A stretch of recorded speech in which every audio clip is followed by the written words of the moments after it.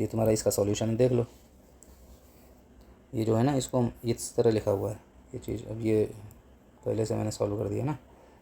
अब ये यहाँ पे जो है इस चीज़ को हमने 3 घात a-2 इस तरह लिखा हुआ है, तो ये गलत लिख दिया यहाँ पे। इसको सॉल्व किया ऐसे आएगा पोर्शन। इसको देख लेना, स्क्रीनशॉट लेके समझ लेना, इतना ज़्यादा कोई हाई फाई सवाल नहीं है। चलो नेक्स्ट। जोड़ घटाना है, फटाफट घटा लो, इतना क्या सोचना है। इस वाले पोर्शन को अलग ही रहने दो, सिर्फ इसको पहले सॉल्व करो। प्लस वाले देखो 6 है, इधर 0 है, इधर 6 6 12 में से 9 गया 3 हो गया।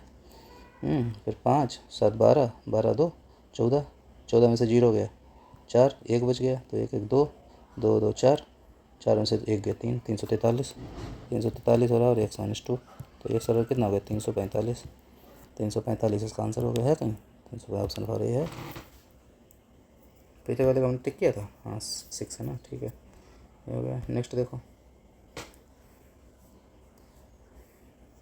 खुद ही कर लेना, ये तो कुछ इसमें कुछ ऑप्शन ही नहीं दिए गए। छोड़ो, फिर भी होमवर्क में कर लेना, इसका आंसर बताना कितना आ रहा है। नेक्स्ट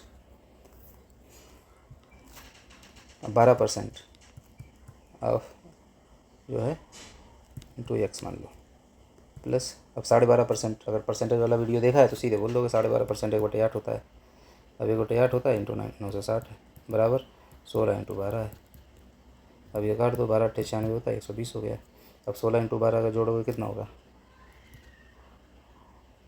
16 इंटू 12 जोड़ो, वो जोड़ो नहीं, 5 6 72, 2 7 हो गया, 12 कम 7 19, 192 हो गया। 192 से 120 घटा दो तो 100 से 100 चला गया, 92 से 20 घटाओगे तो 82 72, ये 72 हो गया। अब इधर कितना है, 12% ऑफ x है, तो 12 से काटोगे तो 6 आ गया, तो परसेंटेज भी 100 होता है, तो x बराबर कितना हो गया 600। इतना ही टाइम लगता है x बराबर 600।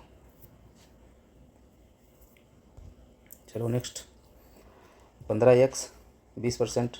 अब 20% है, परसेंट उसको इससे काट दो, 0 है, सारे उड़ गए, ठीक है। अब 96 दोनों कितना होता है, 2 6 12 दोनों 18 1 19, 6 आएगा, 2 आएगा, रख दो, 18 192, 192 और 20 तो कितना हो गया, 20 बराबर 26, इधर कितना बच गया 26 बच गया, और कितना हो गया 15x, सही बच रहा है, कुछ गलत कर दिया, सही है।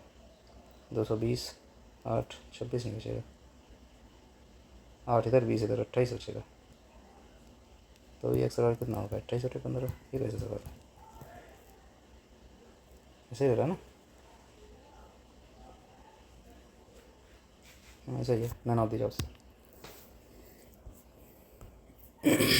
चलिए, ये है बढ़िया सवाल। 648 बटे ए मान लो, 200 इधर है, तो इसको 25% कितना होता है, 1/4 होता है, 4 से काटोगे कितना आएगा 24 आएगा, और 200 से 24 घटाओ, 200 से अगर 24 घटाओगे तो 25 घटाओ कितना आएगा 75 आता है, तो 24 घटाओगे 76 आएगा, 176, और वो भी माइनस के आएंगे,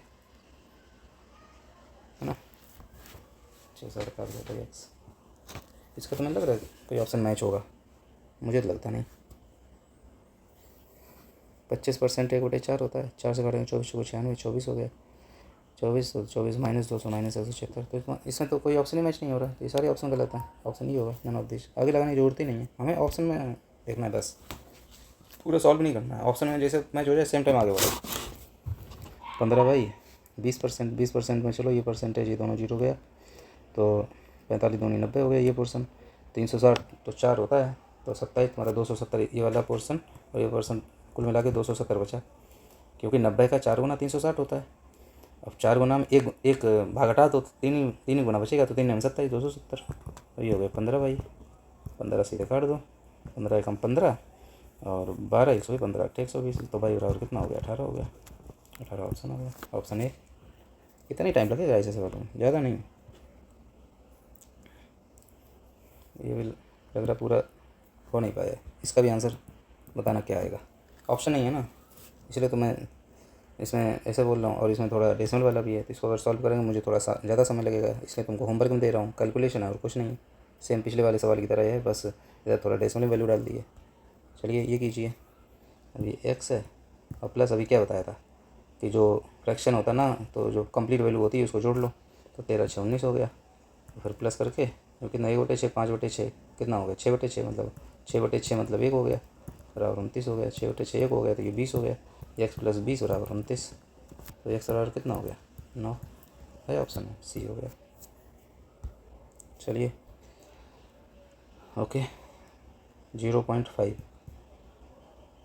का 4 बार है तो स्क्वायर कर दो 2 बार, ऐसे लिख लेते हैं स्क्वायर। अब इंटू करोगे तो 1/, में 0.25 3 बार है, इंटू 0.25 इंटू 0.25 ऐसे है। तो पहले इतना पोर्शन को सॉल्व कर लो, फिर आगे वाले का, क्योंकि आगे जगह नहीं बच रही ना। तो ये आ गया। अब 0.25 ये भी 25 बचे, तो ये चला गया इससे, ये चला गया इससे, तो ये तुम्हारा इधर बढ़ गया, तो 25 चौको 100। तो इस वाले पूरे पोर्शन की वैल्यू जो है 4 आ गई। कितनी आ गई 4। अब इसको अगर करेंगे तो 1/0.04 इंटू ये स्क्वायर 8 हो गया, इंटू 1/100 ये आएगा। अब ये 100 तुम्हारा इधर से, तो 100 चला गया, 4 से 4 चला गया, 8 हो गया, 8 1 9, बाई -1 है, तो बाई बराबर कितना हो गया 9 हो गया आंसर, है ना कहीं बी फॉर बड़का एप्पल। तो ये इतने सवाल थे आज, इनको सॉल्व किया और हमने प्रैक्टिस की बढ़िया से। अभी एक आगे जो है मैं पीपीटी लेके आया हूँ। मैंने बोला था कि हर वीडियो में मैं एक जो तुम्हारा जीएस पोर्शन है, जीए पोर्शन जनरल अवेयरनेस, उससे रिलेटेड कुछ ना कुछ ऐसा लेके आया करूँगा जो मेरा इससे रिवीजन होता रहे, पढ़ने के पर्पज़ से नहीं, बस जस्ट रिवीजन के लिए। तो आज मैं आरबीआई का लेके आया हूँ। तो चलो आरबीआई में देखो क्या क्या है, कब बना। तो भाई कुछ ऐसे सवाल हैं कभी कभी पूछ दिए जाते हैं, हिस्टोरिकल हैं, बट हमको पता होने चाहिए, बस ये मान लो। तो आरबीआई का गठन कब हुआ? तो आरबीआई जो है सेंट्रल बैंक है, भारत का सेंट्रल बैंक जो है वो आरबीआई है। ये कब इस्टेब्लिश हुआ? ये तुम्हारा इस्टेब्लिश हुआ अप्रैल 1935 को, 1 अप्रैल 1935 को इस्टेब्लिश हुआ। और कौन सा कमीशन था? हिल्टन आयोग। कौन सा? हिल्टन आयोग था, ठीक है।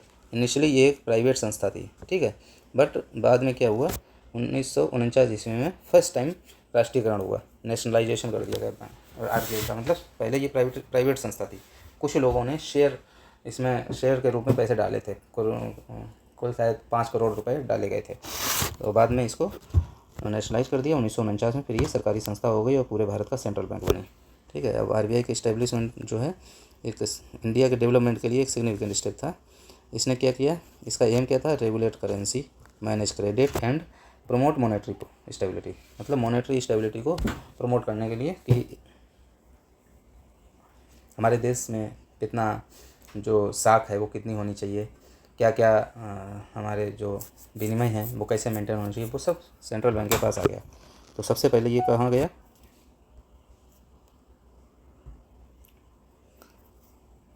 सबसे पहले ये जो है 1935 में बना, ठीक है। इंडिया एक्ट 1934 में। 1937 में क्या हुआ? सेंट्रल ऑफिस जो है कलकत्ता से बॉम्बे आ गया, ठीक है। अभी बॉम्बे का नया नाम मुंबई है। फिर 1947 में क्या हुआ? सेंट्रल बैंक की तरह काम करने लगा। 1949 में मतलब राष्ट्रीयकरण कर दिया गया 1949 में। क्यों हो रहा है ये बार बार? नॉन फंक्शनिंग कर रहा है क्या? कोई नहीं, बाद में देखते हैं। फुल्ली ऑन्ड बाई गवर्नमेंट है अभी। 1948 में ट्रांसफर ऑफ पब्लिक ऑनरशिप हो गया, एक्ट वाज पासिंग कहता नेशनल आरबीआई। 1950 और 60 में क्या हुआ? RBI played a crucial role in India's plan development, ठीक है, focusing on agriculture and their key sectors. Post 1990 RBI has shifted focus on core central banking function including monetary policy, bank supervision and all the payment system. इसमें कुछ ऐसे point हैं जो हमें याद रखना है, कब बना, कौन से एक्ट में बना, कौन से आयोग द्वारा बना, कब इसका राष्ट्रीयकरण किया गया, और अभी ये प्राइवेट संस्था है या सरकारी संस्था है, और अभी इसका ऑफिस कहाँ है और पहले ऑफिस कहाँ था, ठीक है, सेंट्रल ऑफिस। तो ऐसे करके अभी अगली बार मैं लेके आऊँगा कि आरबीआई के